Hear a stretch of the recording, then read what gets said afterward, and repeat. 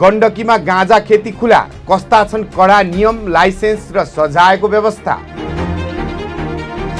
लामो समयदेखि नेपालमा बहस, विवाद र कडा कूटनीतिक दबावको केन्द्रमा रहेको एउटा विषयले अन्ततः कानुनी रूप लिएको छ। दर्शकहरू, गण्डकी प्रदेशमा अब औषधिजन्य र औद्योगिक प्रयोजनका लागि गाँजा खेती गर्ने कानुनी बाटो खुला भएको छ। प्रदेश प्रमुख डिल्लीराज भट्टले औषधिजन्य तथा औद्योगिक प्रयोजनका लागि गाँजा खेतीलाई नियमन र उपयोग गर्ने सम्बन्धमा व्यवस्था गर्न बनेको विधेयक प्रमाणीकरण गरेसँगै यो ऐतिहासिक मार्ग प्रशस्त भएको हो। यो कानुन राजपत्रमा प्रकाशित भएसँगै औषधिजन्य तथा औद्योगिक प्रयोजनका लागि गाँजा खेती नियमन र उपयोग ऐन 2082 को रूपमा कार्यान्वयनमा आउनेछ। तर के यसको मतलब अब गण्डकी प्रदेशमा जो सुकै जहाँ पायो त्यही गाँजा खेती गर्न पाउँछन् त? के यो गाँजाको पूर्ण उदारीकरण हो त? यसको जवाफ हो बिल्कुलै होइन। दर्शकहरू, यो ऐनले गाँजा खेतीको बाटो खोलेको त छ, तर यसलाई अत्यन्त कडा नियमन, अनुगमन र फौजदारी दायित्वको घेराभित्र बाँधिएको छ। आज यस विश्लेषणात्मक भिडियोमा हामी चर्चा गर्नेछौँ आखिर यो ऐनका कडा शर्तहरू के हुन्, खेती गर्न कस्ता पूर्वाधार चाहिन्छ र सङ्घीय कानुनसँग बाँझिएको भन्दै फिर्ता पठाइएको यो विधेयक कसरी दोस्रो पटक पारित भयो त? कानुनी झमेला र दुरुपयोग रोक्नका लागि यस ऐनले गाँजा र गाँजाजन्य पदार्थ बीचको सीमा रेखा स्पष्ट पारेको छ। ऐन अनुसार गाँजा भन्नाले गाँजाको बोटको पात, फूल, बिउ, फल वा सोबाट प्राप्त हुने प्राकृतिक खोटो, चोप वा चोपजन्य पदार्थलाई जनाउँछ, जुन औषधिका रूपमा प्रयोग हुन सक्छ। तर लागु औषधका रूपमा प्रयोग हुन सक्ने चोप र खोटो बाहेक औषधीय वा औषधीय कच्चा पदार्थका रूपमा प्रयोग हुने गाँजाको डाँठ, बोक्रा, पात, फूल, फल वा जरालाई गाँजाजन्य पदार्थ भनी वर्गीकरण गरिएको छ। यही वर्गीकरणका आधारमा पछि कसुर र सजायको व्यवस्था निर्धारण गरिन्छ। औषधिजन्य प्रयोजनका लागि औषधि व्यवस्था विभागमा दर्ता भएको उद्योगले मात्र चिकित्सकको सिफारिसमा यसको उपयोग गर्न पाउनेछ। त्यस्तै औद्योगिक प्रयोजनका लागि फाइबर, बियाँ, तेल वा डाँठको उपयोग गरिनेछ। तर यसमा सबैभन्दा महत्त्वपूर्ण प्राविधिक शर्त छ टेट्राहाइड्रोक्यानाबिनोल अर्थात् THC को मात्रा। गाँजा कटान र बिक्री गर्नु अघि यसलाई THC को मात्रा 0.3% भन्दा बढी नभएको सुनिश्चित गर्नुपर्छ। यदि यो मात्रा 0.3% भन्दा बढी भयो भने यसलाई लागु औषधको श्रेणीमा राखिनेछ। यसको परीक्षणका लागि प्रदेश सरकारले आफ्नै र शैक्षिक अनुसन्धान संस्थाहरूसँगको साझेदारीमा प्रयोगशाला स्थापना गर्नेछ। यो ऐन लागु हुँदैमा कसैले आफ्नो घरेसाबारी वा खेतमा गाँजा रोप्न भने पाउने छैनन्। खेतीका लागि प्रदेश सरकारको उद्योग तथा पर्यटन मन्त्रालय अन्तर्गत रहने गाँजा खेती नियमन तथा व्यवस्थापन इकाइको सिफारिसमा निश्चित जिल्ला वा स्थानीय तहको भौगोलिक क्षेत्र मात्र तोकिनेछ। क्षेत्र तोक्दा निम्न कुराहरूको कठोर विश्लेषण गरिनेछ: उत्पादकत्वको सम्भाव्यता र गुणस्तर, सुरक्षा र अनुगमन नियमनको सहजता, सबैभन्दा महत्त्वपूर्ण खाद्य सुरक्षामा पर्ने असर। खाद्य उत्पादन हुने उर्वर भूमिमा गाँजा रोप्न प्रोत्साहन गरिने छैन। यसका लागि प्राथमिक मुख्यतया खाली, बाँझो वा न्यून उत्पादन भएको जमिनलाई दिइनेछ। क्षेत्र निर्धारण गर्नुअघि मन्त्रालयले सम्बन्धित स्थानीय तहसँग अनिवार्य परामर्श गर्नेछ। खेती गर्न चाहने व्यक्ति वा कम्पनीले 3 वटा कडा चरणहरू पार गर्नुपर्नेछ।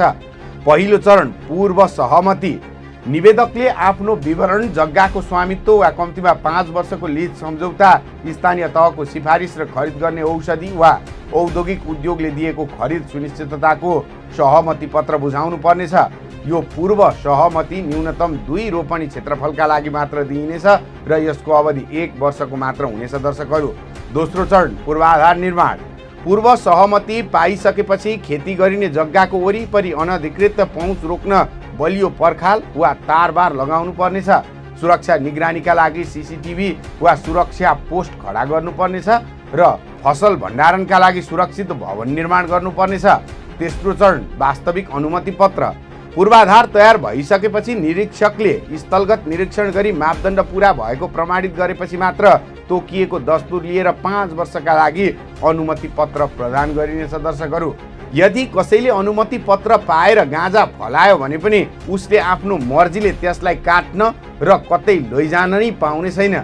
कटान र ढुवानीका नियमहरू यति कडा छन् कि यसले कुनै पनि प्रकारको चुहावटलाई असम्भव प्राय बनाउँछ। दर्शकहरू, जब गाँजा कटान गर्ने समय हुन्छ, लाइसेन्सवालाले अनलाइन वा विद्युतीय माध्यमबाट नियमन इकाइलाई जानकारी दिनुपर्नेछ। इकाइले तोकिएको निरीक्षकको प्रत्यक्ष उपस्थितिमा मात्र कटान सुरु हुनेछ।